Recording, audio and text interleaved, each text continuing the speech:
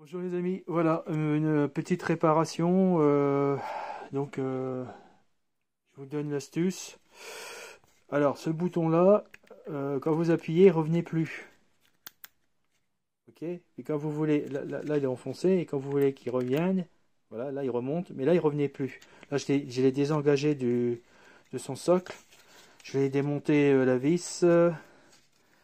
Et ici, oui, j'ai rajouté un domino parce qu'il y avait encore une autre panne, c'est que le câble, là le câble je l'ai changé, c'est un câble de congélateur que j'ai récupéré. Euh, alors, il n'est pas du même diamètre, ça doit être du 1, et ça doit être du 1,5. Mais bon, personnellement, veillez, si vous changez le câble, veillez qu'il soit du même diamètre parce que ça risque de chauffer. Bon, après, si vous branchez pas un radiateur électrique dessus, normalement c'est interdit, mais bon, ces trucs-là, normalement, il doit supporter par le constructeur. Il faut regarder ici, c'est un calcul à faire. Ah, pas dis donc, 3680 watts. Ici, je sais pas si vous voyez. Voilà, c'est ici, vous voyez, ouais. Mesdames, messieurs, surtout les dames qui bricolent. Là, 230 volts, voilà. 3680 watts, donc si vous mettez un radiateur 1000 watts, ça devrait supporter. J'aime pas tellement, mais bon, normalement ça devrait le faire. Donc si vous changez le câble, il faut qu'il soit du même diamètre. Alors le même diamètre, c'est le cuivre, hein, voilà. Bon, donc là le problème de ça, c'est que dès que vous appuyez, ça ne sortait plus. Pourquoi? Eh ben, c'est bête, c'est tout bête. Il y a eu un défaut. Le défaut, c'est que le trou était trop juste. En fin de compte, il serrait.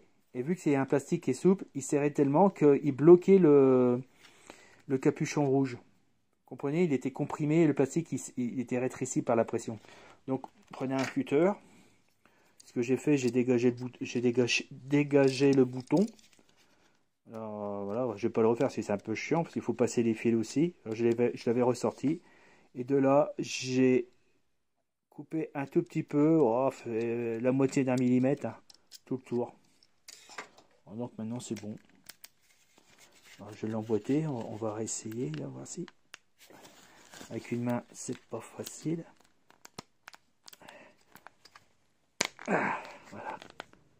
Ah, regardez, c'est encore dur, hein. Vous voyez, il y a du mal à remonter. Enfin, je le redégage. Voilà, là, je remonte à la main. Ça, c'est pas bon, hein. Donc, il est encore dur. Donc, il faut que je refasse encore le cutter.